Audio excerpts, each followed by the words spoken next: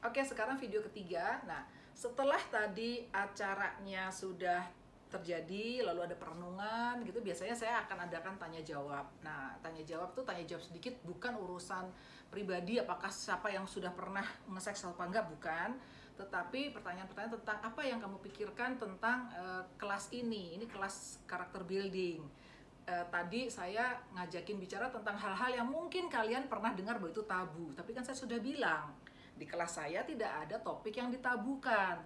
Karena kita bahasnya jelas nih, pakai otak, pakai kepala, pakai rasionalitas, pakai objektivitas gitu. Jadi kita bahasnya segala sesuatu dengan serius, bukan untuk jadi jorok, bukan untuk jadi kurang ajar, bukan untuk juga jadi melebar kemana-mana menjadi pelajaran sex education, bukan. Tetap di karakter building. Jadi mereka jadi saya ajak untuk apa sih yang akan kalian alami atau kalian pikir ini kelas akan ngapain, lalu kemudian dengan dugaan kalian ingin apa di kelas ini gitu. Jadi biasanya anak-anak jawab kan, dan jawaban itu saya tampung dan saya acknowledge, maksudnya saya akui, oh ya benar kamu, oh ya itu juga bagus, oh ya benar memang tentang itu ya, seperti itulah. Jadi siswa ini dibiasakan dalam sebuah suasana di mana pendapat mereka tuh didengarkan, diakui dan dipuji.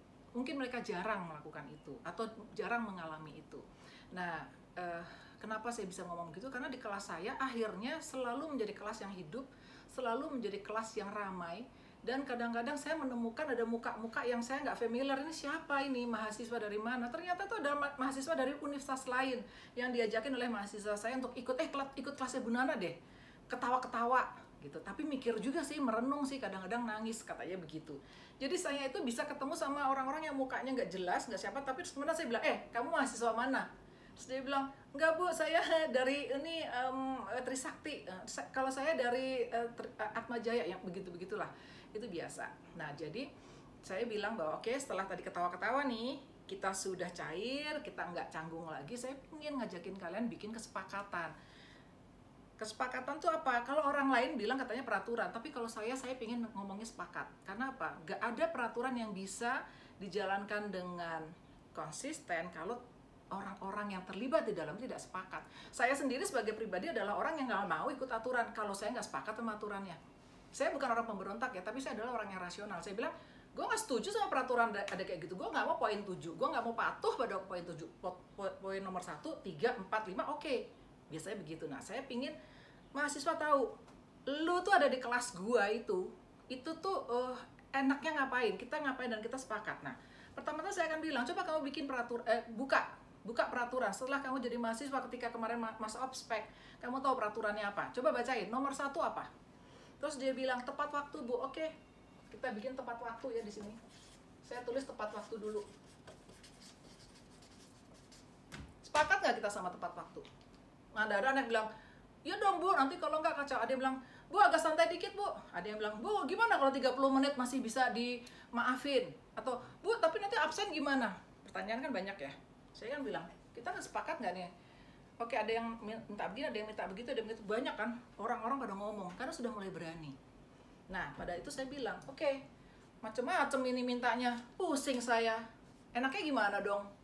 Gitu. Terus kemudian ada yang mencoba menjadi pemimpin, gini aja guys, gini guys, Bu boleh nggak saya maju ke depan? Oke, maju ke depan, coba ngajar gitu. Nah seperti itu, jadi suasananya secair itu. Tapi pada intinya nanti pembicaraan akan saya arahkan kepada apa?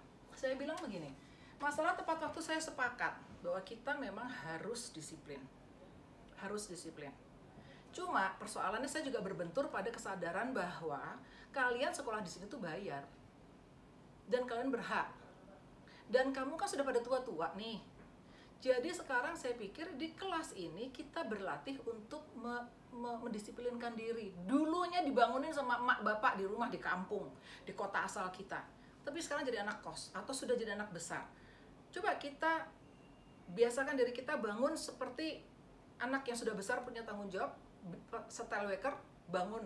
Nah, sekarang bagaimana tentang masalah tepat waktu?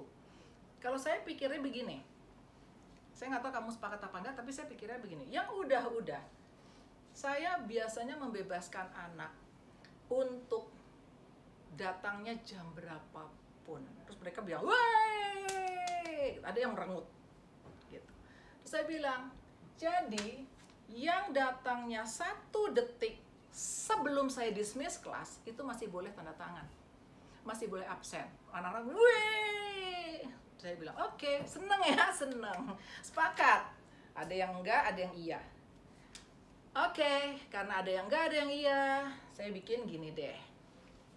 Gimana kalau anak yang memang bawaannya telat, emang nggak niat belajar, mungkin pengen masa depannya juga biasa-biasa aja, itu terserah dia dong. Kalau masa depannya mau jelek atau mau masa depan suram, nggak bisa dong saya paksa. Kamu nggak bisa dong paksa temanmu. Jadi gini, mau datang 10 menit sebelum bubar, 3 menit sebelum bubar, atau bahkan 1 detik sebelum bubar, oke. Tapi kan saya seneng sekali bikin kuis-kuis dadakan. Jadi kamu bisa tanda tangan, tapi kuis-kuis dadakan itu kamu nggak boleh ikut lagi. Terus langsung wah, ya, pada gitu-gitu anak-anak. Dan saya biarkan itu mereka mengekspresikan itu. Lalu ada anak yang biasanya, selalu ada anak di setiap angkatan akan nanya gini, Bu, kalau saya telatnya cuma dikit Bu, kalau saya telatnya pas ibu ngomongin nomor ke-6, jadi 6, 7, 8, sampai 10, saya ikut Bu, jawab Bu. Tapi yang lain gimana? Yang lain ya kamu nggak dapet. Dan anak-anak yang ngasih, oh goblok. Kenapa mau ngasih ke jawaban atau pertanyaan tadi, bocor di pertanyaan ke orang yang telat gitu. Jadi nanti angkamu juga jaga sedikit. Terus itu nilai kuis dimasukin sebagai nilai rata-rata. Jadi mereka bilang, ya kok gitu aturannya begini. Karena ini kembali lagi kelas karakter building. Jadi di karakter building ini kan kamu membentuk karakter untuk masa depan. Dan hidup itu adalah tentang konsekuensi. Kamu nih, kalau nyebrang jalan, telat dikit nengok kanan nengok kiri, ketabrak bajai, mati. Itu konsekuensi hidup. Atau kamu nih, misalnya kerja males-malesan, kadang-kadang masuk, kadang-kadang enggak, kadang-kadang telat, lalu kemudian sama bos dipecat. Itu konsekuensi. Nggak ada loh kantor ya yang ketika kamu datang terlambat, itu direktur ngomong gini, ayo Yuda, lari keliling lapangan parkir dulu, kan nggak ada. Nggak ada perlakuan seperti itu di sekolah, seperti di sekolah ya, nggak ada. Segala sesuatu adalah karena konsekuensi. Saya ingin kamu mulai terbiasa dengan konsekuensi. Mau datang telat, fine, itu pilihan hidupmu kok. Tapi kamu tidak ikut quiz, udah seperti itu. Atau bahkan nanti ketika saya minta kamu bikin tugas kelompok, semua udah dapat kelompok, kamu baru datang, atau kamu tidak datang, kamu nggak dapat kelompok, kamu kerja sendiri. Itu konsekuensi. Kita belajar menerima konsekuensi hidup mulai dari kelas saya. Terus mereka bilang, ah gitu ya Bu, ya gitu, oke. Oke, lalu kemudian kedua, ada peraturan apa lagi? Gitu. Seperti itulah, pakai baju rapi lah, apa. Nah, mulai deh, baju harus rapi ya Bu. Nah, saya tanya, baju rapi sepakatmu apa? Gitu. Mereka bilang sendiri, oh harus dandan Bu, harus ini Bu, biar cantik Bu, biar seksi Bu, apalah segala macam. Bebas jawabannya. Sambil ketawa-ketawa kok mereka jawabnya. Tapi intinya saya nanya gini, oke, sekarang kamu pikirin, renungkan.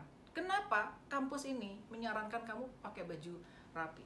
Nah, karena mereka sudah mendapatkan jawaban di tadi itu, mereka udah mulai pintar. Mereka ngomong, karena mempersiapkan kita Bu, nanti kalau jadi profesional. Ah, pinter lo, kan? Jadi di sini tidak ada peraturan yang dipaksakan. Ini adalah pembiasaan. Menurutmu gimana? Kita sepakat nggak itu? Sepakat Bu, sepakat. Oke, sepakat ya, baju rapi. Bukan karena Bu Nana ingin minta dihargai, bukan. Ini demi kalian, baju rapi. Oke, lalu ketiga, apa. Nah, biasanya nomor 6 dan terakhir, saya bilang begini, kalau yang lain kita sepakat. Saya nanya kepada kamu untuk kesepakatan. Yang poin seperti ini tidak. Ada yang pernah dengar kata-kata ini nggak?